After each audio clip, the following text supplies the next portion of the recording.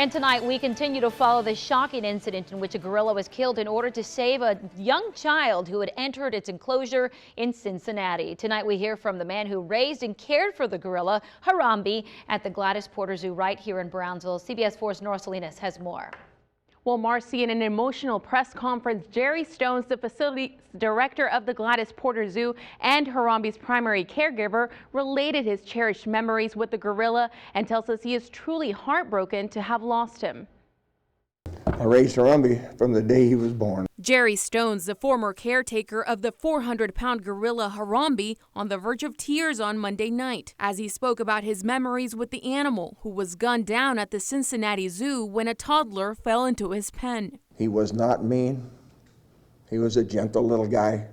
He grew up to be a beautiful, beautiful animal, but he was never aggressive. He was never mean. Stones, who looked after Harambe at the Gladys Porter Zoo in Brownsville for 15 years before he was transferred to Cincinnati, says he loved Harambe as his own. And I raised two sons, and he was no different than they were. Controversy sparked across the country following the shocking incident. Many blaming zookeepers for taking extreme measures, others saying the parents of the child are responsible. He is a big animal, therefore the dragging of the child was probably severe, but I think there could have been something else that could have done. Dan Van Kopenal, who gave Harambe his name at birth, which means pull together in Swahili, says he was devastated after hearing about the gorilla's death, but hopes it becomes a lesson learned. A lot of bickering, a lot of fighting, and there's definitely no Harambe in the air.